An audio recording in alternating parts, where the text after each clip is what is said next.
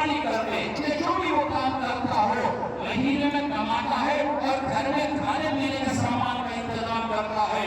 دوسرے وہ عورت جو کھانا بناتی ہے اگر کھانا نہ بناتی تو غریب کو کیسے کھانا ملتا. تیسرا وہ بچہ جو ماں سے کھانا لے کر فقیر کو دیتا ہے. تو جو دین واسطے بنے ان سب کی اللہ تعالیٰ مغفرت کر دیتے ہیں. لیکن اگر کوئی اپنے استاد سے علم سوال کرتا ہے جو مدرسوں کے اندر یہ پڑھنے پڑھانے کا سلسلہ ہے تو اللہ تعالیٰ 4 لوگوں کی مغفرت کا فیصلہ فرماتے ہیں. ایک طالب علم جب اپنے استاد سے کوئی علمی سوال کرتا ہے ہر مدرسے کے اندر طالب علم روزانہ آ کر استاد کو پرانا سبق سناتا ہے اور نیا سبق لیتا ہے اور استاد اس کی پھر اصلاح کرتا ہے تو طالب علم بھی اللہ تعالیٰ مغفرت کا فیصلہ فرماتے ہیں اور استاد بھی مغفرت کا فیصلہ فرماتے ہیں.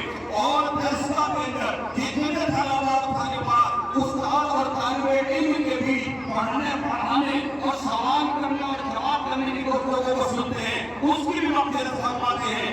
اور چوتھے اس نظام میں جو بھی معاون کرنے والے ہیں ان تمام کی بھی اللہ رب العزت مغفرت کا فیصلہ فرماتے ہیں. تو آپ بھی اس مدرسے کے ساتھ یہ بستی میں موجود دوسرے مدارس کے ساتھ وابستگی اللہ رب العزت سے محبت کی علامت اور اللہ تبارک و تعالیٰ کی توفیق سے ہے.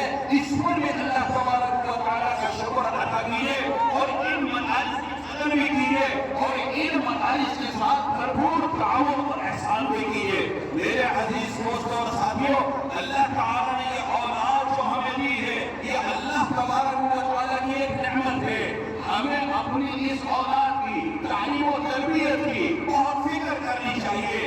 ہم اور آپ اللہ تبارک و تعالیٰ کے یہاں جیسے بہت چیزوں کے جواب دے ہیں اگر ہم نے اپنے ان بچوں اور بچیوں کی تعلیم و تربیت کی فکر نہیں کی ان کو ہم نے ایک اچھا مسلمان نہیں بنایا اللہ اور اس کے رسول کا فرما بردار نہیں بنایا ہم نے ان کے گناہوں پر اور غلط عادتوں پر ان کو نہیں روکا تو قیامت میں ہم سے جہاں اپنے بارے میں پوچھو گے ان کے بارے میں غفلت کرنے پر بھی اللہ تبارک و تعالیٰ کے یہاں سوال ہوگا.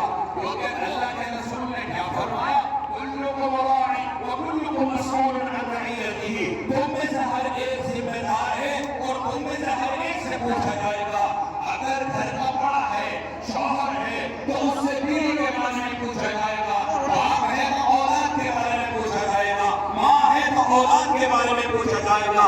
اکثر ہمارے بچے اور بچیاں ہماری اولاد اگر کوئی غلط کام کرتا ہے اگر کوئی گناہ کے کام کرتا ہے مثلا نماز نہیں پڑھتا تو ہم یہ کہہ کر بے فکر ہو جاتے ہیں کہ میرا کام کہنا تھا اب اس کی مرضی ہے یہ مان لے یا نہ مانے. میرے عزیز دوستو یہ کہنے سے کام نہیں چلے گا. قرآن میں ایک واقعہ بیان فرمایا کہ ایک قوم کے بارے میں اللہ رب العزت نے حضرت جبرائیل علیہ السلام کو حکم فرمایا کہ جاؤ فلاں بستی کو پلٹ دو سب کو تباہ و برباد کر دو.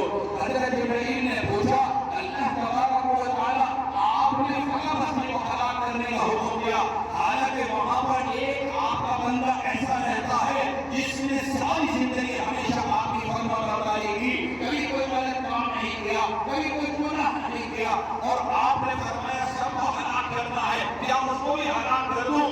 اللہ تعالی نے فرمایا کہ ہاں اس کو بھی ہلاک کر دو. گناہ سے بچتا رہا لیکن اس کے سامنے اس کے چاروں طرف لوگ گناہوں میں مبتلا ہیں لیکن اس کے ماتھے پر شکن نہیں آئی ان کو روکنے کی کوشش نہیں کی. قرآن کہتا ہے وَاتَّقُوا فِتْنَةً لَا تُصِيبَنَّ الَّذِينَ ظَلَمُوا مِنكُمْ خَاصَّةً. ایسے عذاب سے ڈرو جو صرف گناہ کاروں پر نہیں آئے گا بلکہ جو گناہ سے بچ رہے ہیں لیکن دوسروں کو روکنے کی کوشش نہیں کر رہے ان کے اوپر بھی وہ عذاب آئے گا اور اللہ تعالی کی طرف سے پکڑ آئے گی. تو یہ اولاد اللہ کی امانت ہمارے پاس ہے ان کی اچھی تعلیم و تربیت ہماری اور آپ کی ذمہ داری ہے. ہم اور آپ کے شمار میں حضرت یعقوب علیہ السلام جلیل القدر نبی ہیں بڑے پیغمبر ہیں.